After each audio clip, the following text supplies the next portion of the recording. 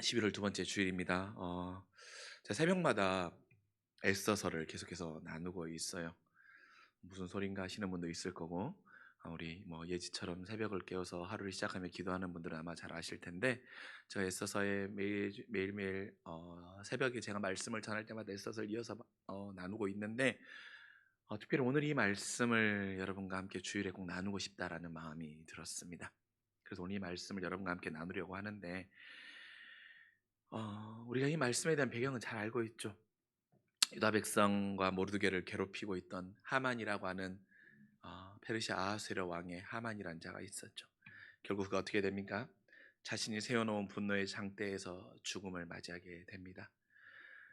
이제 유다 백성을 죽이려고 했던 그 하만이 사라졌으니 어떻게 됩니까? 평안할 것 같지만 여러분 그렇지 않아요. 하만이 죽었다고 문제가 해결되는 게 아니거든요. 하만은 죽었지만 여전히 하만이 괴략을 꾀했던 그 왕이 반포하였던 조서의 내용은 살아있는 거예요. 이게 문제였던 거예요. 조서가 살아있으면 어떻습니까? 근본적인 유다 민족의 죽음의 위기가 없어진 것이 아닙니다. 그래서 그것을 모르지 않는 에스더가 오늘 아하수에로 앞에 나와서 울며 간청하고 있는 것이 오늘 말씀의 내용입니다. 그리고 그 내용을 듣고 아하수에로 왕이 새로운 왕의 조서를 기록하고 있고 그 내용에 담겨 있는 것이 에스더 8장의 말씀이에요. 여러분, 욕망과 미움과 분노로 찍혔던 그 조서의 도장, 하만의 욕망, 하만의 미움과 분노로 쓰였던 그 조서가 폐기되고 이제 유다 민족을 살리는 생명과 소망과 새로운 조서가 쓰여 있을 때 일어나는 그 삶의 놀라운 일들이 있거든요. 그래서 오늘 말씀을 통해 하나님이 여러분의 삶 가운데 새로운 삶의 조서를 써주세요. 조서라고 말하면 법이죠, 법. 하나님이 여러분의 삶 가운데 새로운 법으로 통하여서 회복하심과 또한 약속하시는 말씀이 있거든요. 오늘 이 말씀을 통해 하나님의 회복과 하나님의 약속을 만나는 우리 모두가 될 수 있기를 간절히 소망합니다. 여러분 8절의 말씀만 보면 해피엔딩처럼 여겨질 수 있지만 위기의 순간 바른 한 사람의 판단과 결단이 사실은 이 모든 것의 시작점이에요. 그냥 이게 막 무르르듯이 흘러간 것 같지만 그렇지 않아요. 유다 민족이 하만의 그 미움과 분노의 끝을 보여줬던 그 조서의 내용, 정해진 그 날에 유다의 모든 민족을 멸하겠다라고 하는 그 왕의 조서가 뿌려졌던 그 날에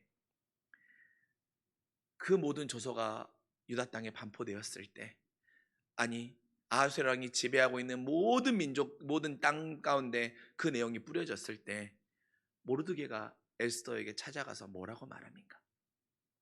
4장, 에스더 4장 14절. 우리가 너무나도 잘 아는 말씀. 뭡니까? 거기에 이제 4장에 나오는 말씀 중에 잘 아는 말씀.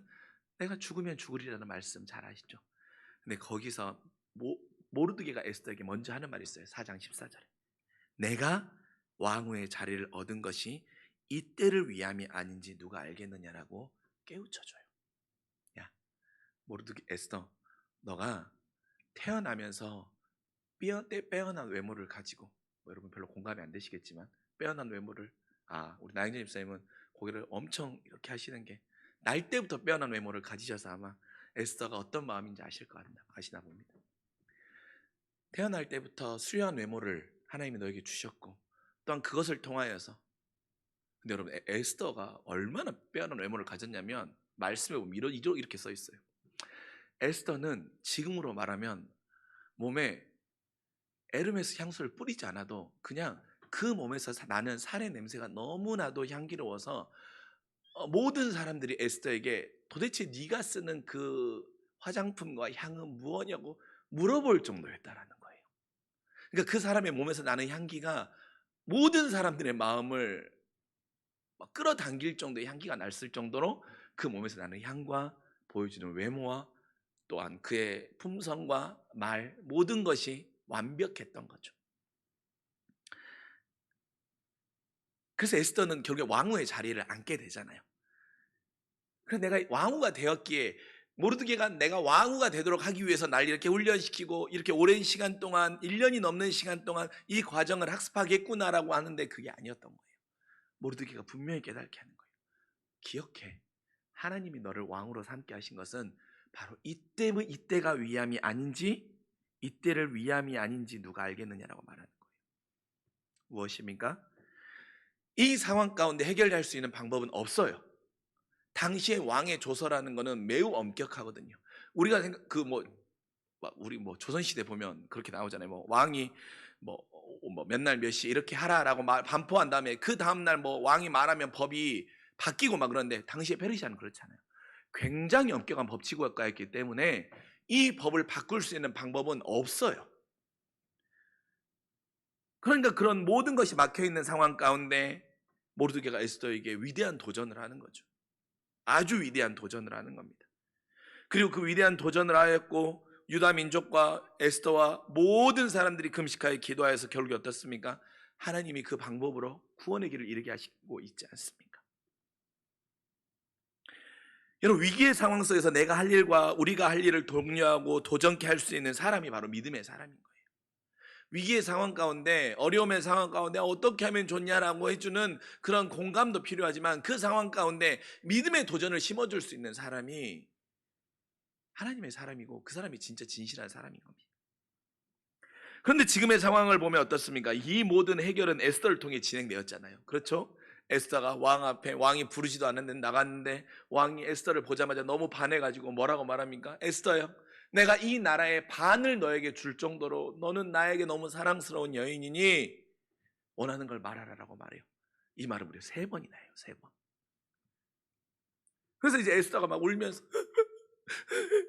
이렇게 오니까 왜 울어? 왜 울어니까 말 못하니까 남자의 마음은 또 어떻습니까? 막 더 애간장이 타지 않았겠습니까? 도대체 왜 우는 거야? 내가 너한테 나라의 반도 주겠다는데 말을 해야 알지. 막 그러니까 저 하마니 막 이렇게 한 거예요. 연기가 너무 대단하지 않습니까? 여러분 졸리실까? 근데 그래서 이 모든 상황의 결과는 어떻습니까? 에스더를 통해 해결되잖아요. 하나님 에스더를 통해 일하시지만 사람의 눈으로 보면 에스더가 모든 이 해결의 실마리와 결과를 만들어내잖아요. 금식 후 왕이 부르지 않았는데 나가는 그 담대함과 지혜로운 방법으로 하만을 그 자리로 불러내는 그 지혜로움의 선택, 그리고 눈물의 호소등을 보면 말입니다. 그래서 모든 사람들이 에스더를 향하여서 유다 민족과 모든 사람들이 에스더를 칭송했어요. 에스더를 높였어요. 근데 그때 에스더가 선택하는 길이 있거든요. 에스더가 어떻게 하는지 아십니까? 우리가 읽었지만 8장 1절의 말씀의 모습을 보여요. 모든 문제가 해결됐을 때 이 8장 1절의 모습을 보인다니까요. 무엇입니까? 성전 문지기였던 모르드게와 자기와 어떤 관계인지를 밝히는 거예요. 저 사람과 나는 친족 관계라는 거예요. 나도 유다인이지만 사실 저 모르드게도 나와의 친족 관계라고 자신의 관계를 밝힙니다. 에스더가 모르드게가 자기에게 어떤 관계인지를 왕께 아뢰는 거예요. 저 사람은 나의 친족이며 내가 모르드게의 손에 컸다는 등, 그래서 내가 이렇게 잘 자랄 수 있었던 것은 모르드게가 나를 잘 양육하였기 때문이라고 하는 그 모든 관계의 기품을 왕에게 들려주고 있는 것입니다. 나 혼자 이 모든 문제에 해결됐던 영광과 존귀를 누리는 것이 아니라 나를 이렇게 도전할 수 있게 하였던 그 사람을 더 높일 수 있는 기회를 내 손해를 감당하면서 열어주고 있는 거예요. 왕에게 반란 가운데 내 목숨을 구해준 것에 대해 왕후의 친척까지도 더해졌기에 모르드게는 이제 어떻습니까? 아하스웨로 왕이 모르드게에게 정말 많은 것들을 맡기죠. 하만의 집에 재산을 맡길 정도로 말입니다. 그래서 모르드게는 이 일을 통해서 더욱더 존귀하고 귀한 자로 쓰임받게 되는 것입니다. 여러분, 우리가 이런 관계들이 됐으면 좋겠어요. 사람과 사람과의 관계에서 회복의 관계가 이런 관계가 됐으면 좋겠어요. 누군가 어려움이 있을 때 믿음의 담대한 도전을 줄 수 있는 그런 사람. 또한 이 모든 상황이 해결되었을 때 나보다도 남을 높여줄 수 있는 그런 사람. 우리 안에 믿음의 관계들이 이런 관계들로 맺어지길 간절히 소원합니다. 또한 여러분의 자녀와 여러분의 배우자와 또한 여러분 주변에 있는 모든 가까운 사람들과 이런 관계로 맺어진다고 하면 여러분과 관계 맺고 있는 모든 사람들 안에 회복의 역사가 일어날 줄 믿습니다.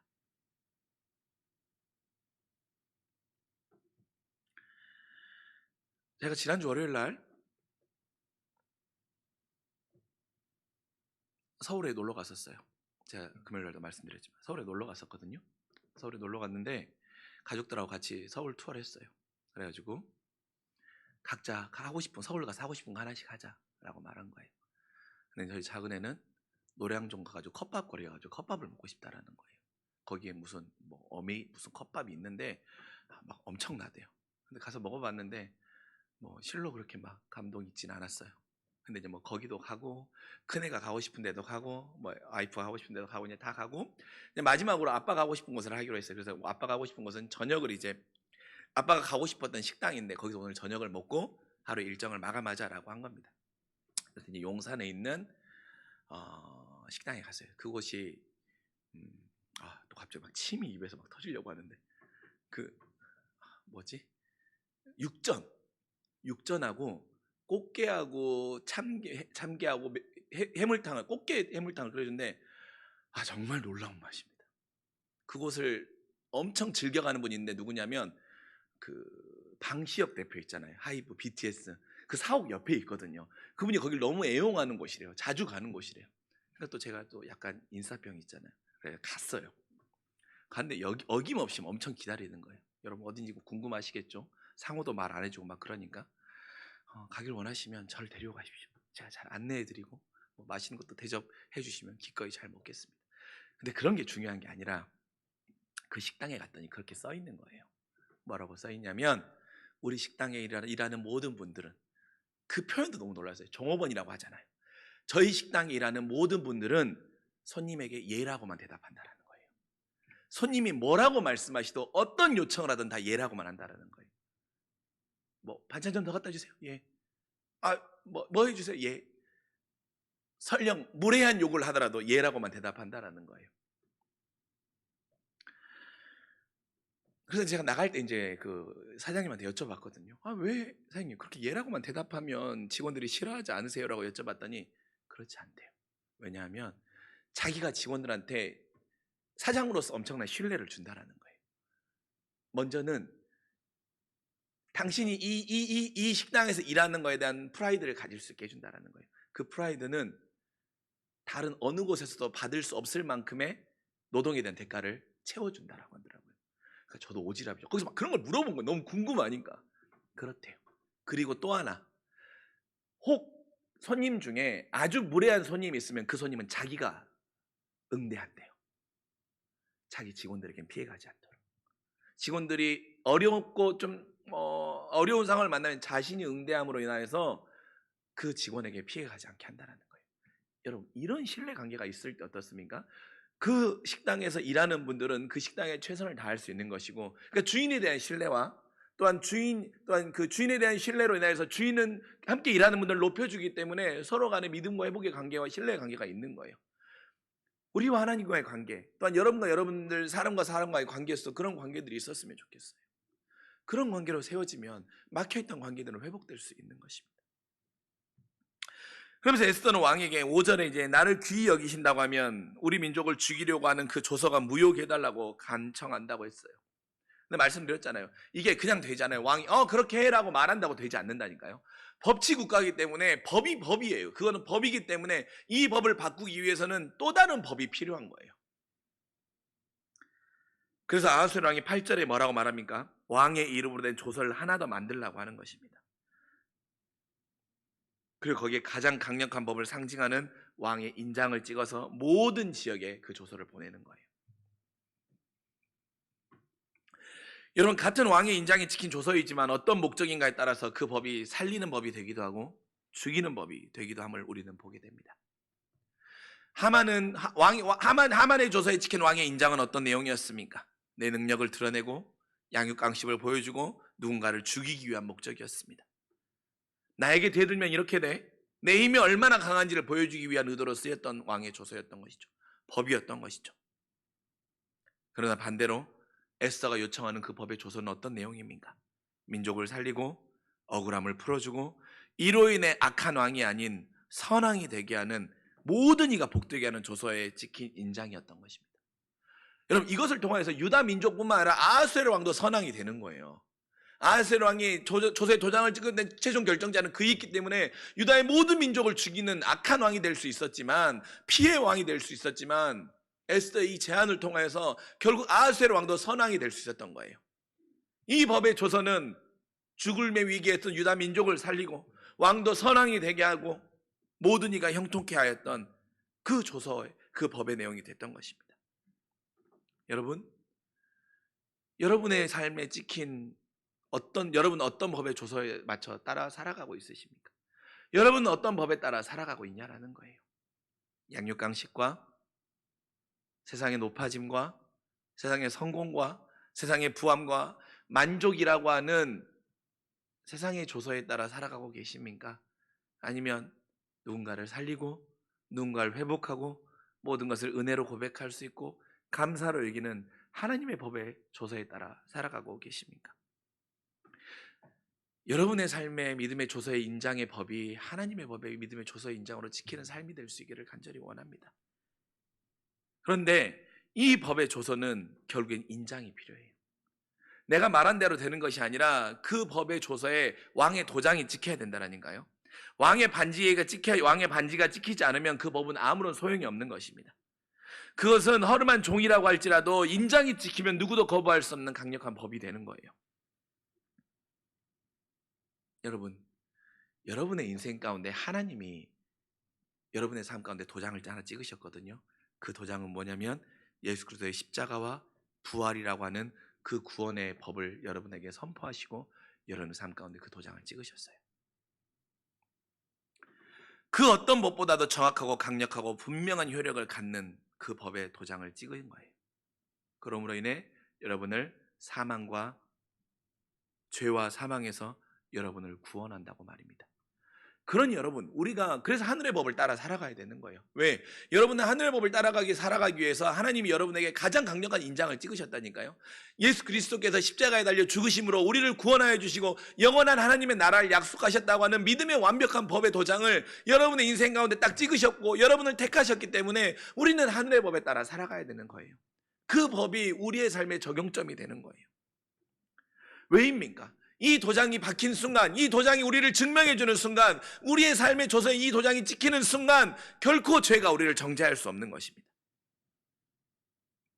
여러분 안에 어떤 말이나 유혹이나 미혹이 그리스도의 십자가 구원이 아니라고 말한다고 할지라도, 설령 여러분이 때로 의심한다고 할지라도, 설령 때로 여러분이 넘어진다고 할지라도, 여러분 그렇다고 해서 여러분 지옥 가는 거 아니에요. 여러분이 구원받지 못하는 거 아니에요. 왜? 예수 그리스도께서 십자가를 통하여서 여러분의 삶에 분명한 삶의 도장을 찍었기 때문에 흔들린다고 해서, 미혹된다고 해서, 넘어진다고 해서 여러분이 구원받지 못하는 게 아니에요. 왜?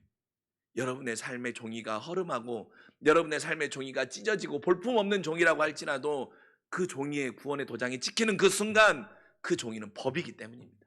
하나님이 법으로 여러분에게 선포하셨어요. 세상 가운데 증명하시고 보이셨어요. 그래서 여러분은 구원받은 자녀이고 하나님의 구원이 여러분에게 분명히 약속되어 있는 거예요. 그러니 우리가 그 구원의 기쁨을 누리기 위해서 하늘의 법에 따라 살아가야 되는 것입니다. 그리고 여러분, 그런데 우리가 그 하늘의 법으로 살아가기 위해서는 어떤 태도가 필요합니까? 우리도 다 알죠. 그런데 우리에게 더 중요한 건 뭐냐면 하늘의 법을 더 상위법으로 여길 수 있어야 돼요. 상위법. 이사야 24장 상위법의 반대말이 무엇입니까? 모른다고요? 나행년 24장 상위법의 반대말이 무엇입니까? 그렇죠, 하위법이에요. 역시 우리 공무원이나 다르시구나. 상위법의 반대말은 하위법이에요. 무엇입니까? 더 강력한 법이 있다라는 거죠. 조금 유식함을 제가 표현하면 시행령보다 더 높은 것이 무엇입니까? 우리나라 법 중에 가장 강력한 상위법은 무엇입니까? 헌법이지요. 그렇죠? 헌법. 상위법에 맞춰서 하위법이 써지는 거, 거기 밑에서 시행령도 나오고 이렇게 되는 거 아닙니까? 아하수에로 왕이 내리는 조서가 같은 조서인 것 같지만 여러분 그렇지 않아요. 유다 민족을 구원하라고 하는 그 변경된 조서가 더 상위법인 거예요. 더 강력한 법이, 왜냐면 만나는 그 법을 시행해야 되는 사람들 입장에서는 아니 같은 법인데 뭐가 어떤 법을 따라야 돼? 라고 부딪힐 수 있잖아요. 근데 아하수에로 왕이 후에 선포했던 법이 더 상위법이었던 거예요. 강력한 법이었기 때문에 이 법을 따라야 했던 것입니다. 여러분, 우리의 삶에도 적용할 수 있지 않습니까? 우리는 우리의 삶에 무엇을 더 상위법으로 놓고 살아가는지에 따라서 우리가 하늘의 법을 따라 살아가는 것이고 세상의 법을 따라 살아가는 것이 결정되는 거예요.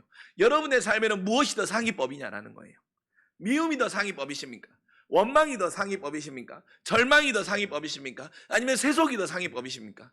아니면 하나님의 사랑과 회복과 용서와 감사와 은혜가 더 상위법이십니까? 내 삶에 판단하고 결정하는 기준이 내 삶의 법이거든요. 여러분의 상위법이 무엇인지 점검해 봐야 돼요. 그리고 여러분의 상위법을 하늘의 법으로 세우셔야 돼요. 그 법대로 살아가야 하는 것이 구원받은 자의 권리인 거예요. 의무인 거예요. 의무인 거예요. 하늘 자녀의 의무인 거예요. 그래야 권리를 누릴 수 있는 거예요. 의무를 다해야 권리를 누릴 수 있는 거예요. 구원받은 자로서의 의무를 다하는 하늘의 법을 따라서 살아감으로 인하여서 미움과 분노와 절망과 되갚아줌과 세속의 법을 따라가는 것이 아니라 감사와 은혜와 사랑과 충만과 모든 것 가운데 하나님의 시선을 맞추는 하늘의 법으로 따른 의무를 따를 때 하나님은 에스더에게 행하셨던 그 은혜의 권리를 여러분에게 주신다니까요. 막혀있는 상황 가운데 열어주시고 하나님의 때와 타이밍에 가장 필요한 것으로 채워주시고 그런 놀라운 역사가 여러분의 삶 가운데 작용하고 일어나는 거예요.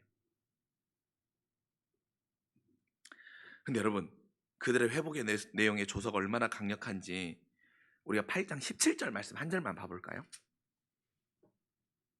끝에요. 자, 17절 끝에 봅시다. 본토 백성이 유다인을 두려워하여 유다인이 되는 자가 많더라라고 써 있어요.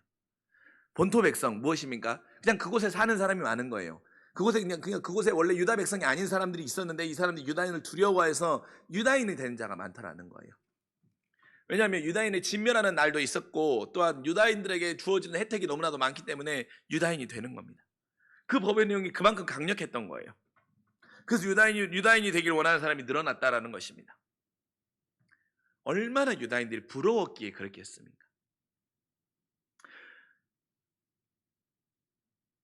그 전의 법은 어떻습니까? 유다인들의 혐오의 대상이었어요. 하만의 법이 선포되었을 때는 유다인들은 증오와 경멸과 그런 대상이었던 것이죠. 그러나 어떻습니까? 더 강력한 법이 선포되니까 유다인이 되고 싶을 정도로 부러운 법이 선포된 것입니다.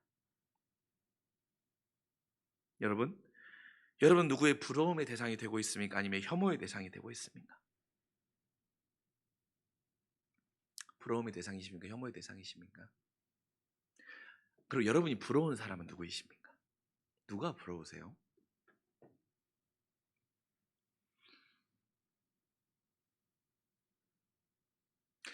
예진 저를 보면 부러우십니까? 막 목사님은 몸도 이렇게 막 가진 것도 넉넉하게 많으시고 막 이러니까 막 엄청 부러우십니까?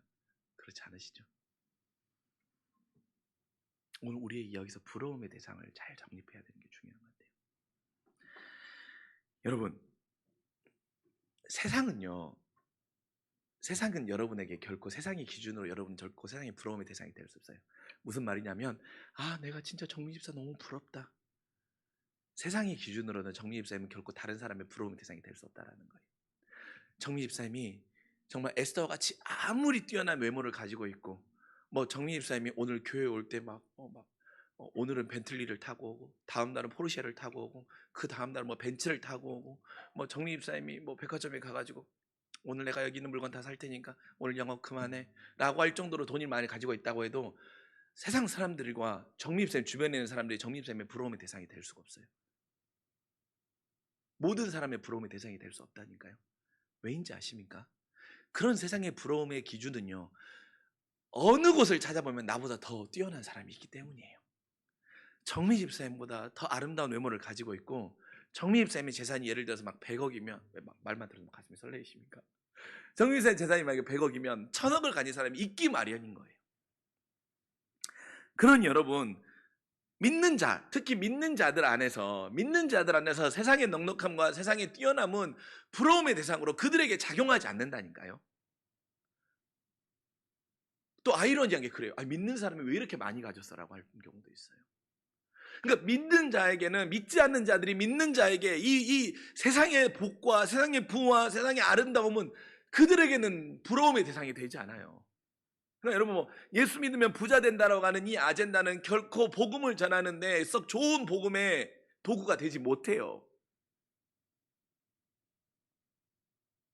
환기는 될지 모르지만. 여러분, 근데 그들이 우리를 부러워하는 게 있거든요. 그들이 우리를 보면서 놀라는 게 있어요. 그들이 유다인들이 너무나도 부러워서 유다인이 되고 싶다라고 여기는 것처럼 그들에게도 우리를 보면서 부러워하는 놀라운 것들이 있다니까요. 그건 뭐냐면 의연함이에요. 의연함. 저 상황 가운데 어떻게 저 사람은 저렇게 의연할 수 있지? 저 사람은 저 상황 가운데 어떻게 저렇게 대처할 수 있지? 그거예요. 다른 말로 하면 담대함이죠. 근데 이 담대함은 어디서 나옵니까? 두려움이 없을 때 담대함이 나올 수 있거든요. 두려움이 없을 때. 여러분, 두려움이 없는 사람은요, 뭐 많은 용기가 있고 그럴 때만, 두려움이 없는 사람은 잃을 게 없는 사람이 두려움이 없습니다. 세상에 잃을 게 없는 사람이요 두려움이 없어요. 우리가 세상에서 잃을 게 없는 삶을 영위할 수 있는 것은 우리에게 여기보다 더 좋은 곳이 있는, 좋은 나라가 있음을 확신할 때 그 삶을 살게 되는 거거든요. 그러니까 정리해 봅시다. 무슨 말이냐면, 우리가 믿지 않는 자들에게 보일 수 있는 의연함으로 동기부여될 수 있고 발현될 수 있는 그건 뭐냐면 우리 안에 분명한 거예요. 분명한 확신이거든요. 그 확신이 뭐냐면 천국에 대한 확신인 거예요.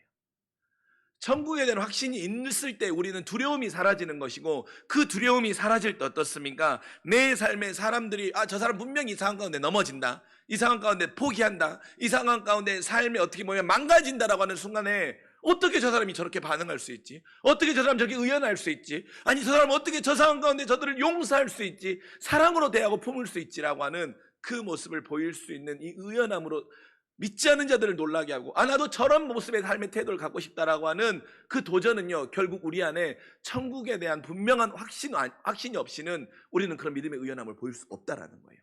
우리 안에 천국의 확신이 있을 때 우리는 이 의연함의 모습을 보일 수 있어요.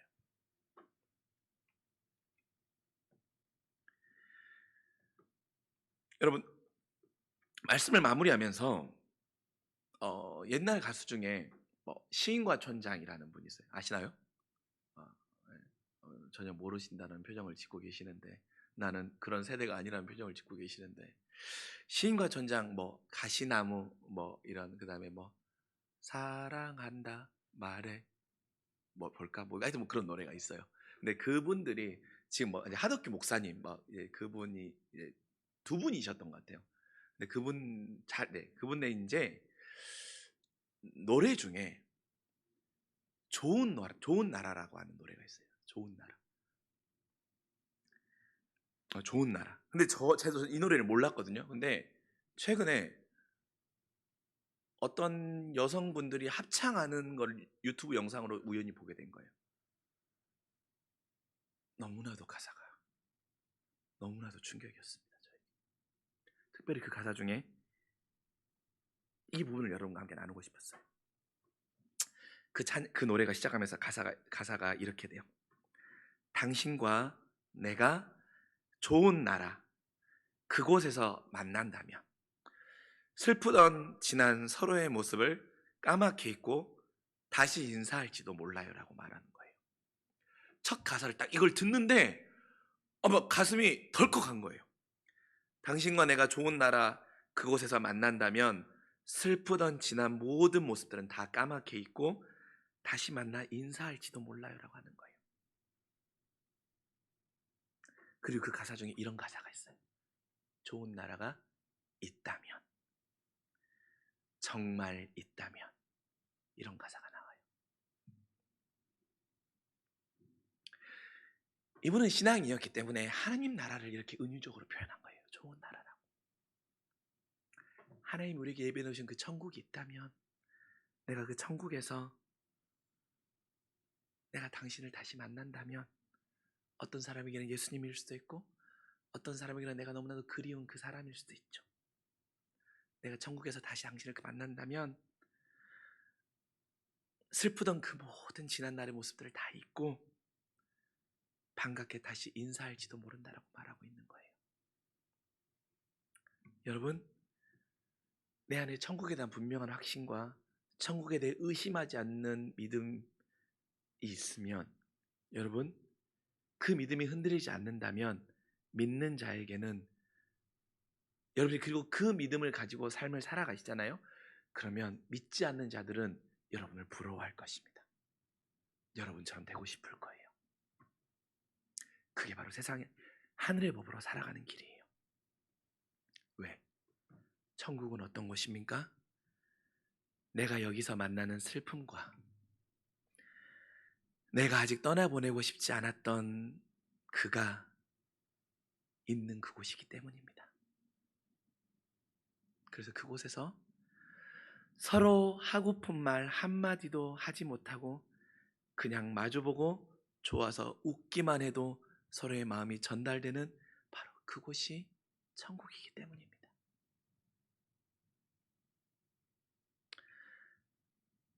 시간이 많이 지났지만 여전히 그를 떠올리면 너무나도 보고 싶은 그가 있는 곳이 바로 천국이기 때문이에요. 그래서 내가 먼저 가 있는 그와 그곳에서 나를 만나면